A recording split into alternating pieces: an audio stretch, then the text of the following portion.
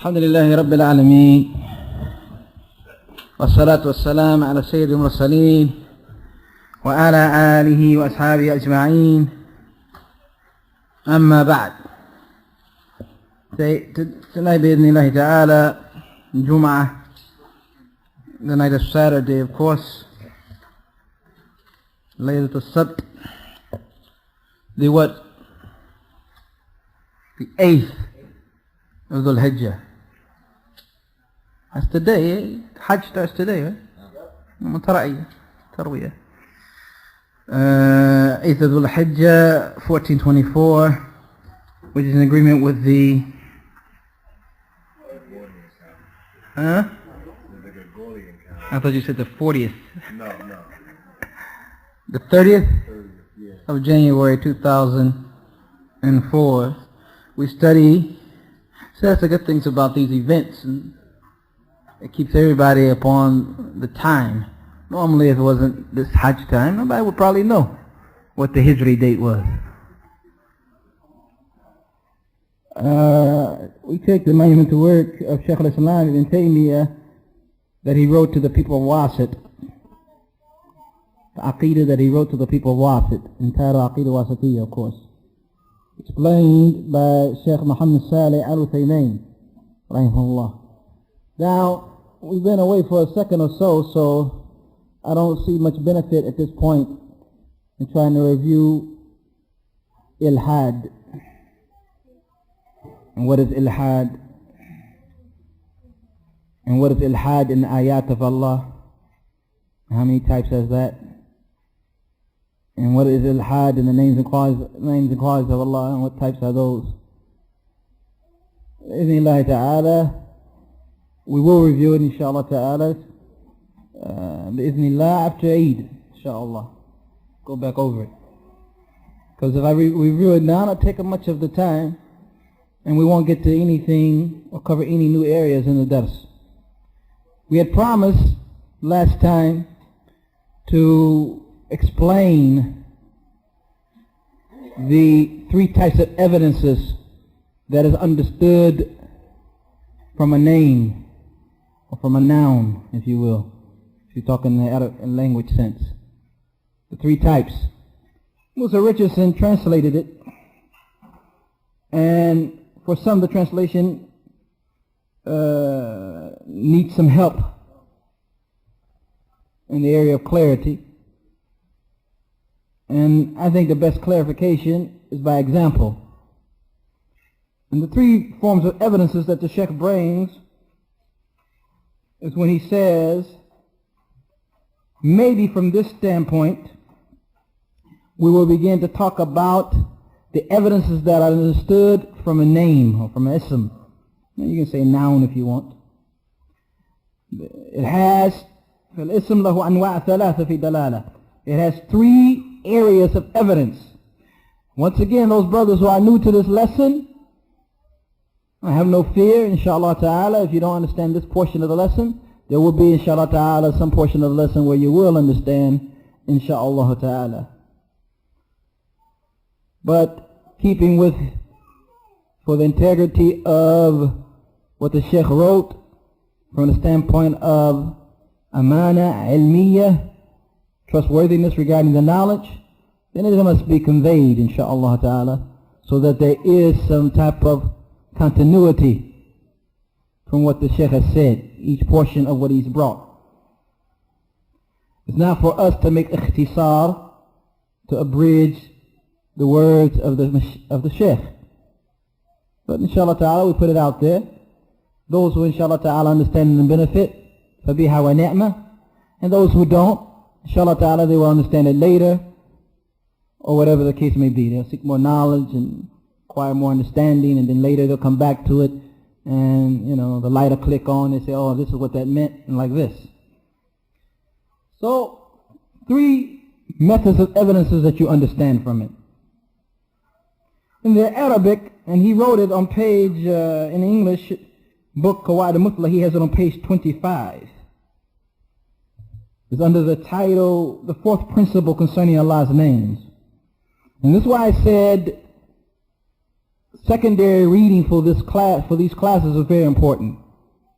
Books that you read on the side, like the translation of Names and Qualities of Allah by Sa'adi, that's been translated. Names and Qualities, or the belief in Ahlul Sunnah regarding Names and Qualities of Allah by Muhammad Tamimi, the professor at the Islamic University. And also Qawaid al-Muthla, the principles, the high principles, the best principles. Every Muthla, Muthla means something that is the best or the preferred or the, like this. By Mufti Richardson's translations by Ibn Taymiyyah, though, the same one that we're learning this particular, or we're reading from his work here on Aqidah Wasittiyah. Mutabaqa, Tadamun, and Iltizam are the Arabic terms.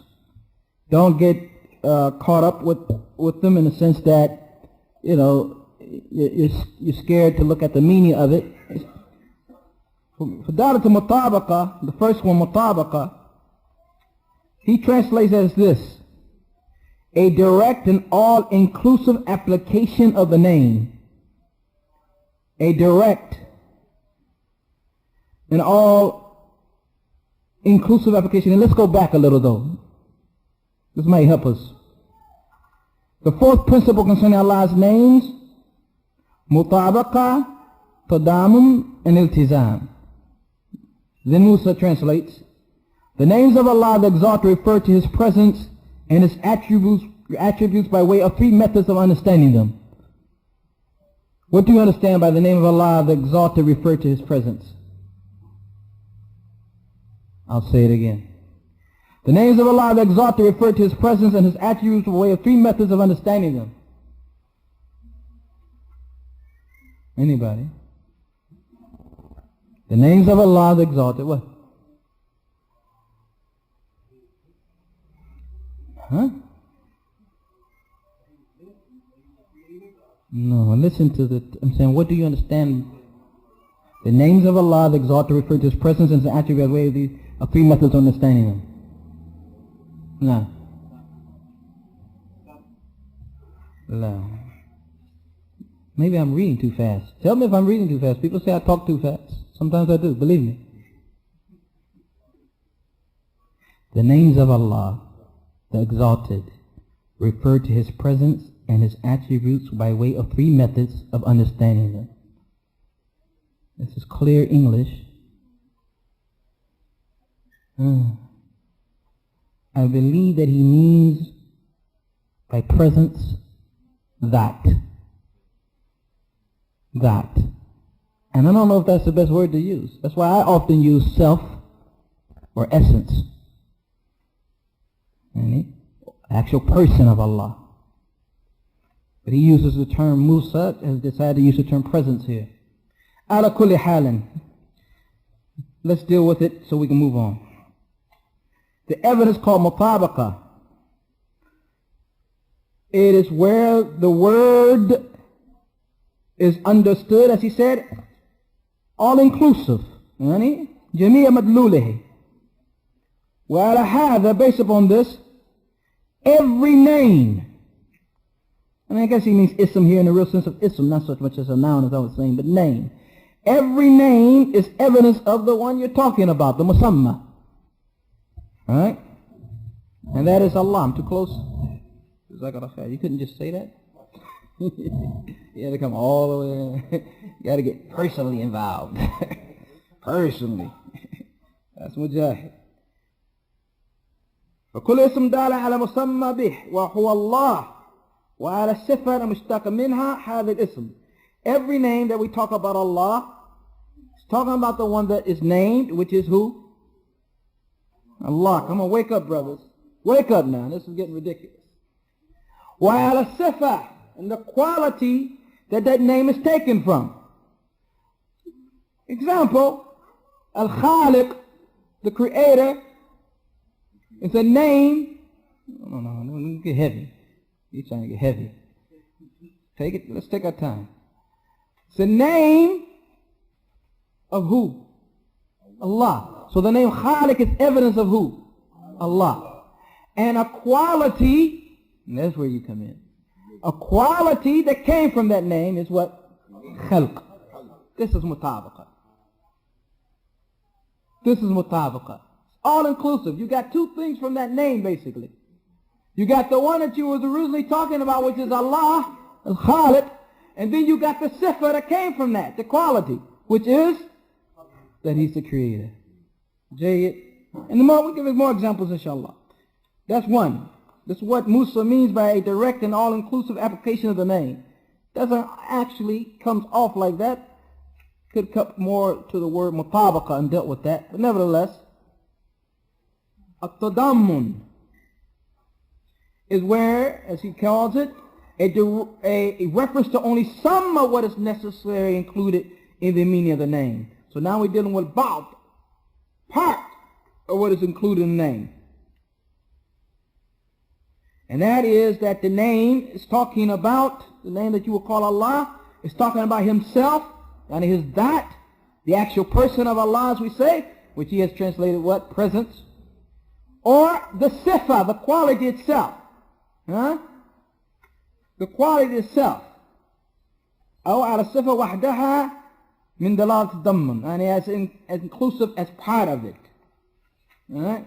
We'll give examples at the end of it. Thirdly, دلالة الالتزام, and this is a nice translation. He says, a necessary logical conclusion based on the meaning of the name. And the iltizam, it's the result. It's what must happen, must come, what's lazim. Right? Iltizam. Once you think about the name, a logical conclusion. To illustrate this, he says, the name Allah is Al-Khaliq. Refers to both Allah's presence, you see what he means by it now, Allah's actual self, Allah's actual person, and His attribute of creating, together by way of mutabaqa. And all of it included like that. By way of tadammun, the name Khaliq refers to either Allah's presence alone or His attribute of creating alone. And if you were to say, Khaliq, I swear by the Khaliq. You know? Swear by the actual person of Allah Ta'ala, and and you mean by that evidence, or you mean by it, by the way, the Creator. Either one or the other, right? This is a way that reference to only some of what is necessarily included. Alright? Refers to either Allah's presence alone or His attribute of creating alone. And by iltizam, it refers to two attributes of knowledge and capability. He gave an example of that. We deal with this with ism yudillu ala dhatillah, yudillu ala sifat khaliq, and we go on and on and on. Now he gives us an example, maybe we can understand more clear. Example of the word bait. Bait, which is what? So everybody know that, right? Everybody in here knew that. Ain't that something? Bait. It has three aspects of evidences. And the same three aspects that we're talking about, mutabaqa, tadammun, and iltizam. We understand from bait, when we hear the term bait, that it's talking about every type of house. Any type of house you're talking about, that's what the word bait refers to. And this is mutabaqa, a direct and all-inclusive application of the name. Alright? وَتَدِلُّ عَلَى مَجْلِسِ الرِّجَالِ وَحْدَهُ. Also is a word that gives evidence to a man in his special sitting with those who visit him in the Arabic language. وَحْدَهُ. يعني مجلس الرجال وحده. Men sit by themselves. This is a bait. يعني, if they come to my bait, I'm sitting like this. تدل على مجلس الرجل وحده والحمام وحده. Any more way, we can say living room, put it that way. He means by this, if you say bait, alayka salam, if you say bait by itself includes every house in existence. Then if the term bait is used by itself, it includes what? Every room in the house. Living room, bedroom, kitchen, by itself, right? You understand this point? Or it's going beyond you, right? And in other words, you could have a term that is inclusive of everything, which is the term bait itself. And then that same word can be used as evidence for portions of that thing. And it all can be referred to as bait. Right? Your kitchen's not part of your bait? Maybe not your bait. No, your kitchen's part of your bait. Right? Bathroom's part of your bait. Living room's part of your bait. This is a way of talking about the jiz, the portion. But you mean what? You use the total term. Jayyid. No, this is Tadaman.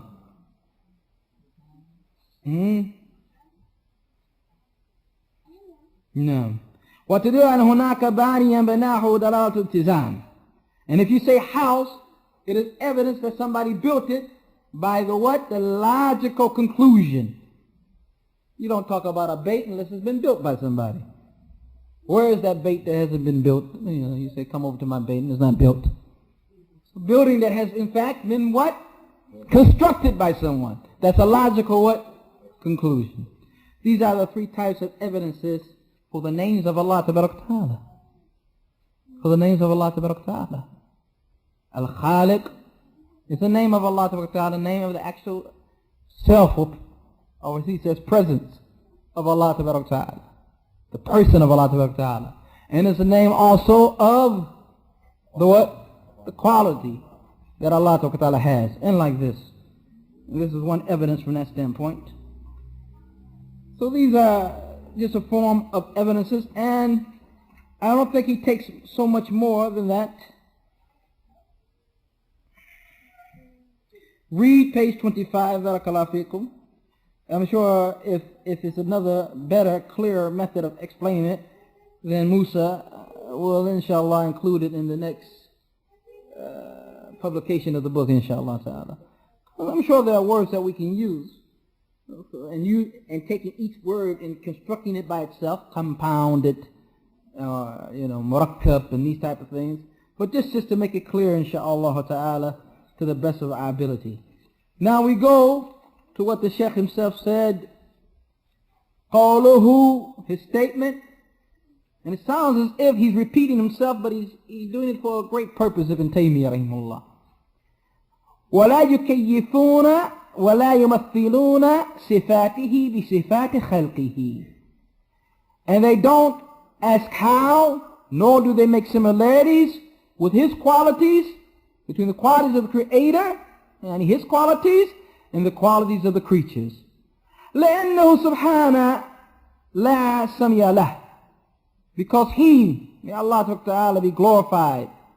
It's a way of saying high above, he is removed from all imperfections. And this will come in the Shar explanation of it, inshallah. لا كفؤ له. There's no equal to him.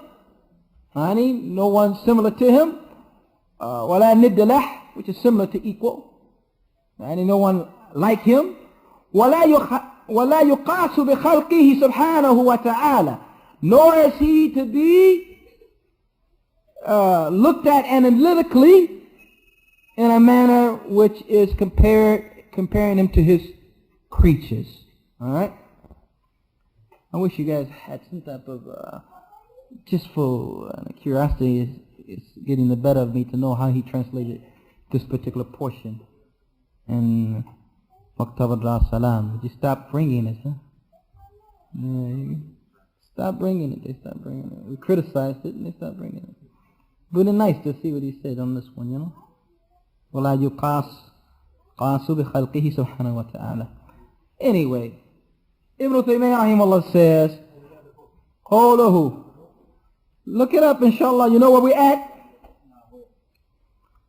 وَقَوْلُهُ لَا يُكَيِّفُونَ وَلَا يُمَثِّلُونَ صفاته بصفات خلقه لأنه سبحانه لا سمي له ولا كفو له ولا ند له ولا يقاس بخلقه سبحانه وتعالى. لا, just look up ولا يكيفون and the rest is there, inshallah. قوله ولا يكيفون, meaning the people of Sunnah and those who gather upon it, those who follow the way of the Sahaba, Ahlul Sunnah wal Jama'ah. We preceded that we said they don't make taqyif, mentioning the how of the quality of Allah Ta'ala. They don't mention it, nor with their tongues, nor do they go into it with their hearts. This is nice.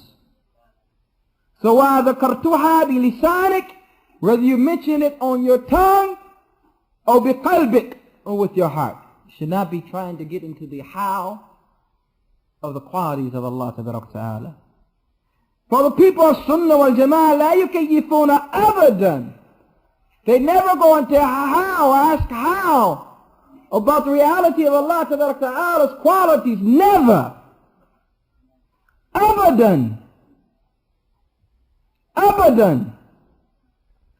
Yani, meaning, لا يقولون, they don't say, كيفية يده كذا وكذا. The how of Allah's hand is like this and like this. And the how of Allah's face is like this and like this. فلا يكيفون هذا بلسان. They don't ask how upon their tongue. ولا بقلب عيد, nor with their heart. يعني نفس الإنسان, يعني themselves, the person himself. لا يتصور.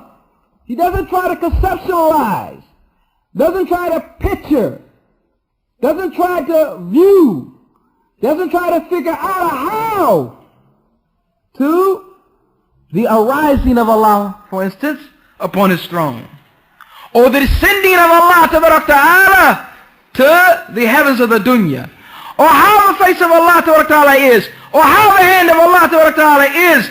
وَلَا يَجُوزُ, it is not permissible أَنْ يَحَاوَلُ ذَلِكَ أَيْدًا, to even try to do that also. It's not permissible at all. لأن هذا يؤدي إلى أحد أمرين, because this will lead you to one or two matters.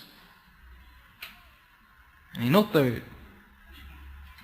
One or two matters. If you sit there and try to, how? إما التمثيل, lead you to making comparison between Allah and His creatures. أعوذ بالله كالسلام, which is horrible, to make a comparison between Allah and His creatures, because Allah Ta'ala, there's nothing or no one like Him, and the creatures are not like Allah Ta'ala in any way, shape, fashion, or form. So you are committing a great sin if you fall into this tamthil, believing that Allah's qualities are like the qualities of His creatures. The face of Allah is like the face of His creatures. The hands of Allah is like the hands of His creatures. Tamthil. It's haram. Tamthil. وَإِمَّا تَعْطِيلٌ, or it will lead you to rejecting the names and qualities of Allah. I can't figure out how for it, so forget it. Rejecting the names and qualities of Allah.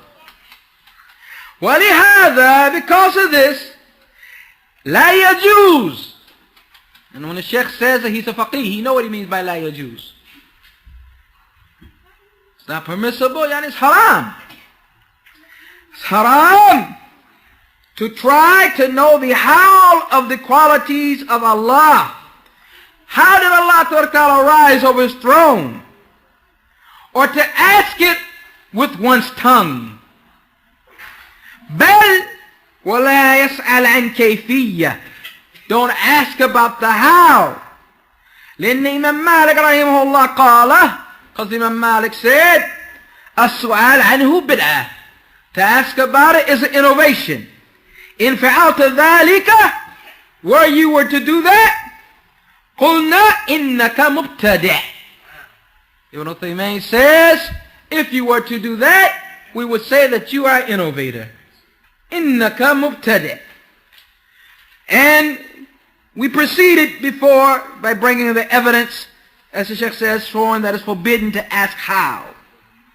And we gave the evidence upon that from as-sam, the revelation, and from al-aql, the intellect and the reasoning. قوله, his statement. You didn't find it yet, man? SubhanAllah. And the book is before you. And it's in your language. Allahumma musta'an. Allahumma musta'an. Labas, inshallah. I'll look at it later. You know, acting like a man trying to change his name from Kunta Kinte to Toby or something, man. You know this language, man. Allahu musta'an. It's English. وَلَا يُمَثِّلُونَ صِفَاتِهِ بِصِفَاتِ خَلْقِهِ. أي أهل السنة, the people of Sunnah wal Jama'ah, do not make similarities between Allah Tabarak Ta'ala and His creatures. They don't make similarity between the qualities of Allah and the qualities of His creatures.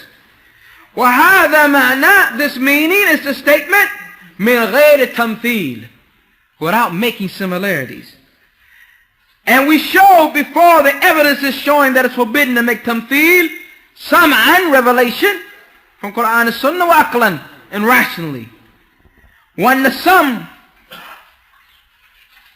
وورد خبرا وطلبا في نفي التمثيل. And that the ayat and the hadith have shown that we do not make similarities when Allah and His creatures. فهم لا يكيفون, they don't ask how, ولا يمثلون, they don't make similarities. They don't ask how, they don't think about how, they don't place upon their hearts how, they don't put on their tongue how, nor do they make similarities. Say it's like this. Well, if my hand's like this, then Allah's hand must be like this. And if your hand like that, then His hand must be like this. And my face like this, then Allah, they don't do this. They understand this is kufr. This is incorrect. This is haram. So they don't do it. So those who do it are the mubtadi'ah, are not the people from Sunnah. The people of Sunnah hearts are pure and clean from this madness and this type of foolishness. Let it know subhana, because He subhana comes from sabbaha. The ulama say the ma'naha, the meaning of it is nazzaha, to remove or to raise above something. Min sabbaha, and asluha min subh, and it's al-bu'd, to be far away from something. So you find our brothers translating it as far above Allah, or far above He is, glory be to Him, far above He is from any imperfection. This is how they take that one word, subhana, and translate into the English, right? And that's what it means. It means ka'annaka tub'ad, it's as if you remove the qualities of Allah from any type of nuqs, imperfection, and you raise Allah Ta'ala in a manner that befits Him above any type of imperfection, above any type of deficiency. This is what the term subh means. So when we say subhanallah, that's what we mean. Or we say Allah subhanahu wa ta'ala, that's what we mean. High above He is, removed from any imperfection, any deficiency. La samiyyalah, meaning that no one who's a namesake for Him, who has the right really to bear His name. La samiyyalah. And it's taken from an ayat in the Quran. The dalil is the statement of Allah in Surah Maryam. Rabbus samawati wal ard, Lord of the heavens and the earth. Wa ma baynahuma, and all that is between them. Fa'budhu, then worship Him. Wastabir, and be patient. Li'ibadatihi, for His worship. Hal ta'lamu lahu samiyya, do you know anyone who has the right to bear His name? Or anyone who has the right to share His name? Like this. Istifham, it says hal, do you know? Istifham bima'na nafi, question given in a manner of denial. You can do that in the Arabic language. You can do it in English also. Don't be questioning but denying something. Alright? ويأتي نفي بصيغة استفهام لفائدة عظيمة. Why would a denying come in a manner of a question? It comes for a great benefit in the Arabic language. And it's called a tahaddi, a challenge. When a challenge is to be issued, this is the best way to bring a denial in a questionary manner. Right? this is understood in the Arabic language. لأن هناك فرق بين أن أقول, because the Sheikh says there's a difference if I say لا سمي له, no one has the right to bear his name, or no one's equal to him in his name, or like this.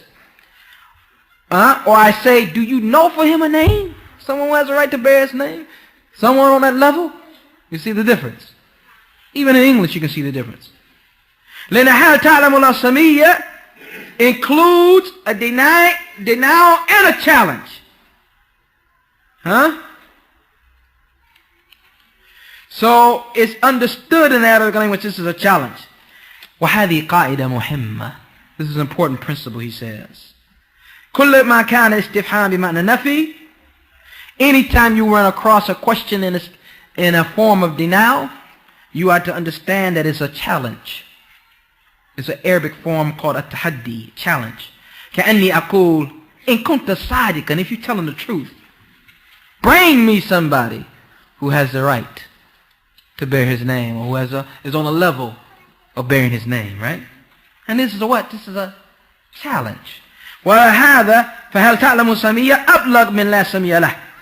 So based upon this, if we say, do you know for him a name? Like that, it's more expansive than we said, there's no one who has a right to bear his name, or in this way, like this. والسمي هو مسامي أي ممثل. The Sheikh is saying that rather than say namesake, you can say similar. I bet you if we pick up the English translation, we probably would not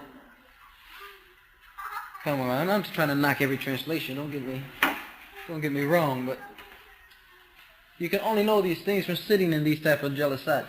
Surah Maryam, verse 65. English, Allah Yahdi.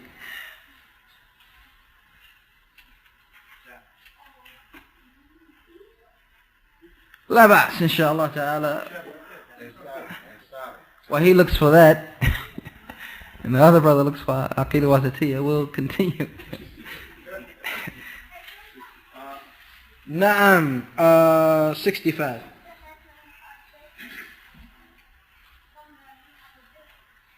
So he's saying what the ayah means is, do you know for him any equal? Any similarity? Anyone similar? Because السمي هو المسامي أي مماثل, someone similar. And this helps me a great deal, because namesake and someone equal to name is a little difficult to translate. Yeah. And it's going to take you a while to do that, huh? Forever.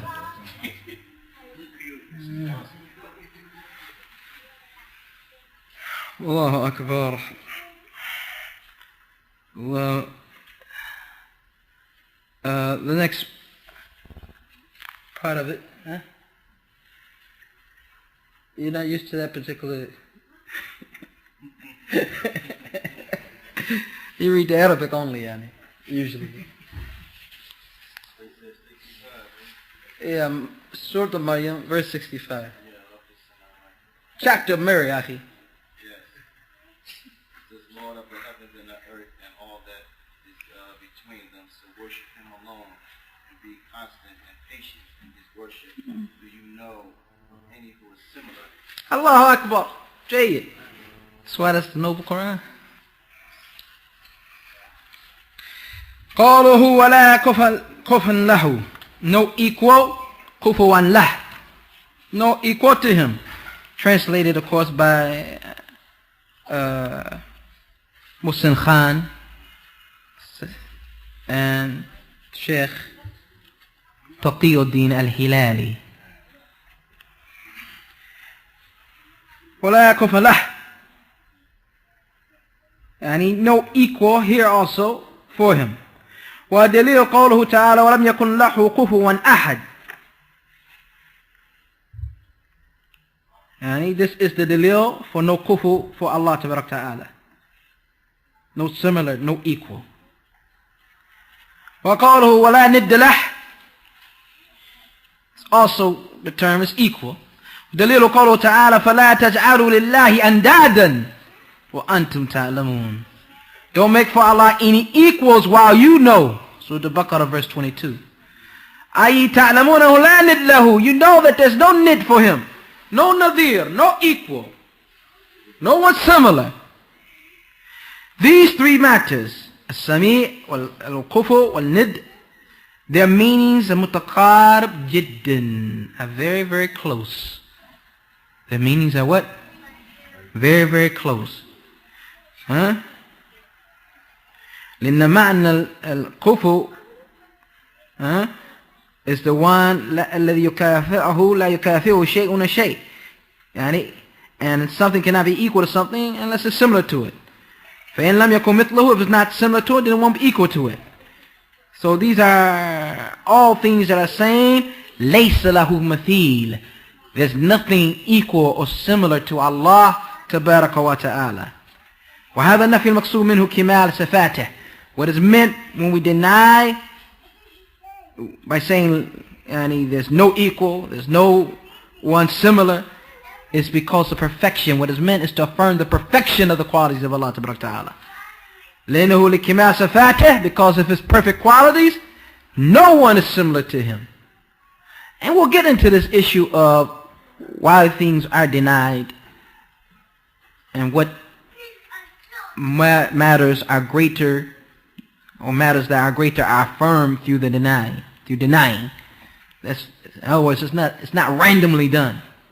There's a wisdom behind it. And he has shown us some of this right here, or has given us a hint by saying what is maqsood, what is intended by saying there's no equal to Allah Ta'ala, is because he's what? To affirm that he's perfect in his qualities. And he does no equal because Allah Ta'ala is perfect in his names and qualities, perfect in his sifatiyah. So no one is equal to him. Now the statement of Ibn Taymiyyah, لا يقاس بخلقه, and he's not to be analytically looked at and compared with his creatures. The Shaykh gives us this, and don't, like I said, don't run away also from these issues. And qiyas, when you analyze something, or analogy of something, is split into three types in the Arabic language, or in three types in three types he brings here that way. He calls one qiyas shamul, qiyas tamthil, qiyas awaliyah. I'll translate and talk as I go along. That'll make it quicker, inshallah. Qiyas shumul is where you look at everything and place it under one matter. And to every individual thing that you're talking about is under this thing. For instance, if he gives example, if you say the all living, then you say everything living can be put under this, what's called qiyas shamul. Comprehensively, it can all be included in this, because all of them are what? Living things. So they can all be placed up under this, qiyas shamul, right? You can't do this with Allah. You cannot do this with Allah Ta'ala. You cannot place him with his creatures under the thing saying they're all living. Because the living of Allah Ta'ala is what? Different. He's answering with an ayah and you're answering with that. Different. Different. No comparison. Cannot be imagined. Not equal. لا تقاس حياة الله, the life of Allah Ta'ala is not to be compared at all with the life of his creatures. So that you can say all of them under the name living. No. This is qiyas shumul, analyzing and looking at it analytically in that way, giving an analogy to Allah Ta'ala in that way, is not permissible. So this is why he says la yuqas. It's not to be any type of analogy drawn between Allah Ta'ala and his creatures. It's not to be judged in that way. That, okay, this is the far and this is the asl, this is the branch and this is the root, right? So because of some factor between them that is shared, they can be placed up on the same thing. This cannot be done for Allah Ta'ala. And the other type is qiyas al-tamthil, similarity, analogy based upon similarity. This thing is grouped with this thing because they're similar. You cannot do this with Allah Ta'ala and his creatures. Right? This thing is to be grouped with this thing because it's similar. All men are grouped together because they're what? Men. Right? All males are grouped together because they're males. All females are grouped together because they're females. You can't do this with Allah tabaraka wa ta'ala. The qiyas that's permissible is the qiyas what is called al-awwalawiyya, in the sense that which is first or first and foremost. That every matter of perfection that the creatures have, Allah Ta'ala has the right first and foremost to have that quality. And يكون الفرع أولى بالحكم من الأصل. And this is what is used regarding Allah. When Allah says, لِلَّهِ مَثَلَ الْأَعْلَى, for Allah is the highest example. بِمَعنَى, the meaning that every quality of perfection, Allah Ta'ala has it first and foremost. Hearing is a quality of perfection. Quality of perfection in general. So Allah should be the one who has it first and foremost. Seeing is a quality of perfection, right? So Allah should be the one who has it first and foremost, right? Knowledge is a quality of perfection. So Allah should be the one who has it first and foremost. Qudra, ability, life, wisdom. All of these things are present also within the makhlukat, the creatures with a great wide amount of distance that cannot even be talked about difference. But Allah has it to the highest level and most perfect level. The highest level and most perfect level. Okay? So he says, فَلِلَّهِ تَعَالَى أَعْلَاهَا. Yani every quality of perfection, Allah has the most perfect one and the most highest level of it. So the most highest level of hearing, who possesses it? Allah. The most highest level of hearing, who possesses it? Allah. The most highest level of knowledge, who possesses it? Allah. The most highest level of power, who possesses it? Allah. Like this. So, sometimes this is used as a reasoning, evidence from reasoning. You can say, al-ulu, quality of being high and lofty, being above everything, is a quality of perfection even amongst the creatures. So if it's a quality of perfection amongst the creatures, then it's a quality of perfection for the Creator first and foremost. You find this in the words of the scholars. So the saying of the author, rahimahullah, Ibn Taymiyyah, وَلَا يُقَاسْ بِخَلْقِهِ, he's not to be compared or made any type of analogical deduction between Allah and His creatures, after he said that there's no equal for Him, no one similar to Him. Yani, he means any type of analogy where you're going to make Allah equal between Him with His creatures. And those were the two types we mentioned. So therefore we cannot make an analogy between Allah and His creatures, because there is this vast, great, unknowable, beyond us matter of difference that exists between Allah and the creatures. And the Shaykh makes a point here that some may understand or some may not understand. He said, and if in matters of legislation we don't make analogies of obligatory upon something that's permissible, or permissible upon something that's obligatory, then in qualities, in the matters of the area of the name of the qualities of the creatures and the Creator, first and foremost, we wouldn't go into that area and make analysis. We don't make it, if something's wajib, we don't compare it to something that's just jaiz. 5 times a day salat is what? Wajib. Right? Eating bread is what? Jaiz is wajib too? Might be wajib for some brothers, but not wajib for all. No, jaiz. We don't make analogies between the two things, is what he's saying. Naam, lo qala laka qa'il. If a person was to say to you, Allah Ta'ala exists, and you say, yeah, He exists. So what men exist? Yes, they exist. Then existence of Allah and existence of the men are the same based upon qiyas. Analyze between them. We say, la yasah, not permissible, not true. Because the existence of Allah is wajib, a must. And the existence of men is mumkin, possible. Possible. It wasn't wajib. Allah brought them into existence. There was a time they did not exist. Huh? فَلَوْ قَالَ, that if he says that I want to make a analogy between the hearing of Allah Ta'ala and the hearing of the creatures, we say, لا يمكن, not possible.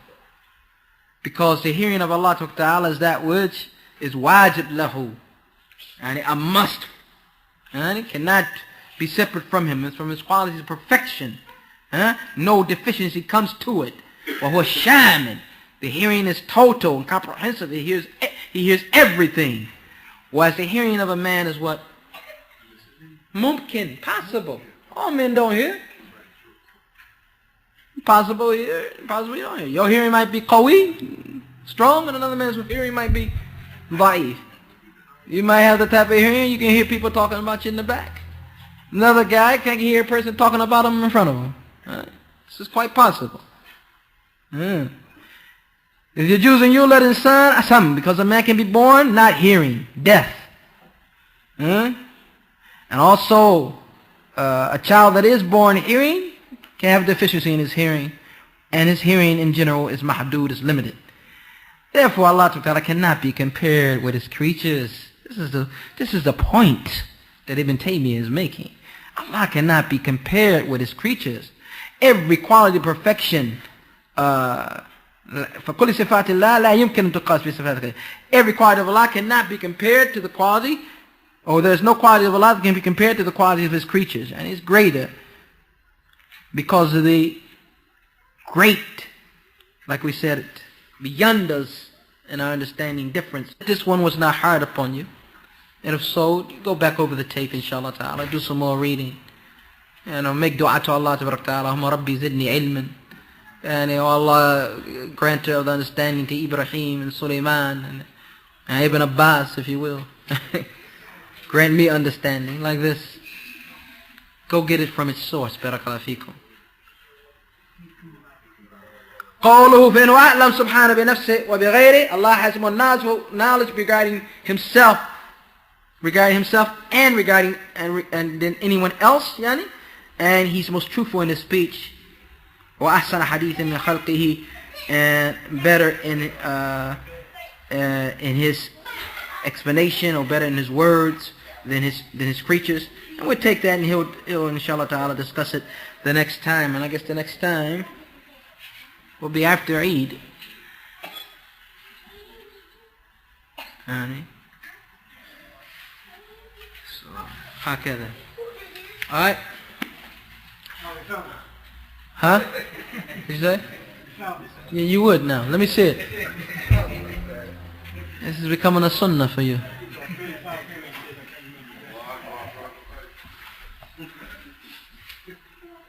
ابن القيم هكذا.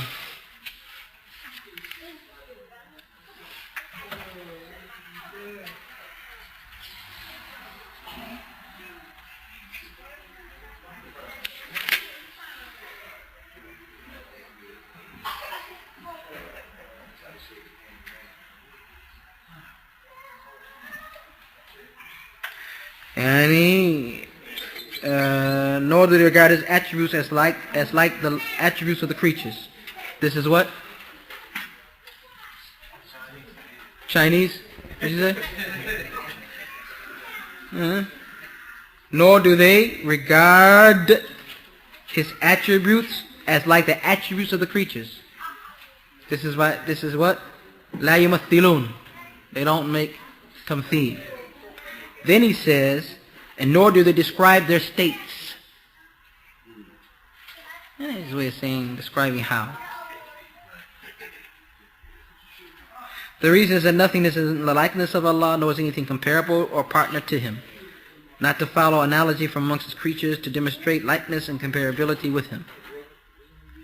La bas, inshallah.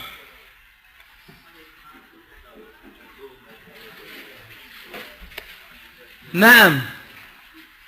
Any questions? Limited.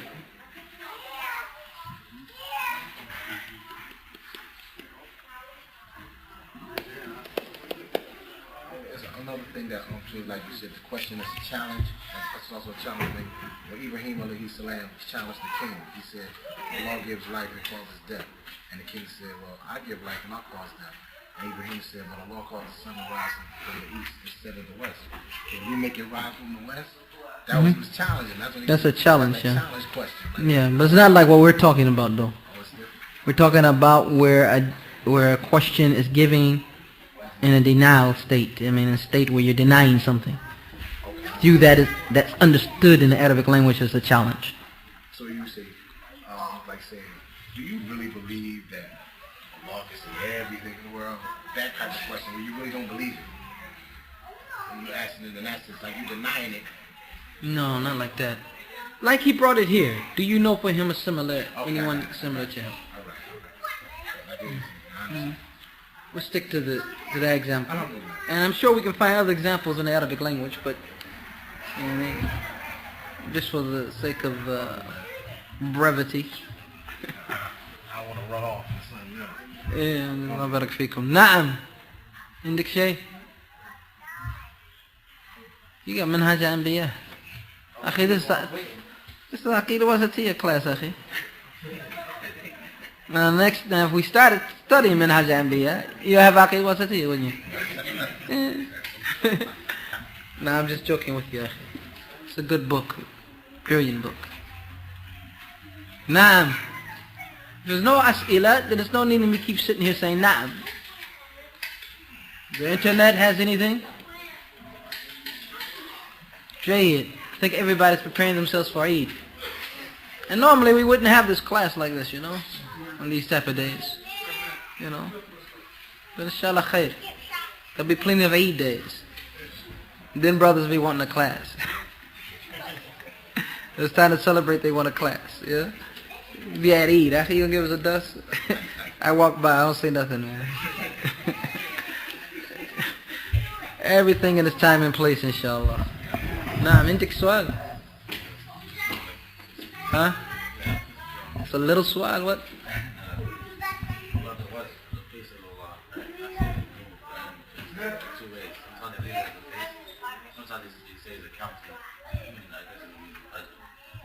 Countenance? Countenance means face too, English language. Yeah. You have a beautiful countenance. Countenance. Your countenance. I don't even know how to say it myself. Some of the stuff you're going to have to go to Shakespearean dictionaries or something for, man. Because, I mean, that's what they get that stuff from. Same thing. Hmm? Looking at you. Yeah, your face, your countenance.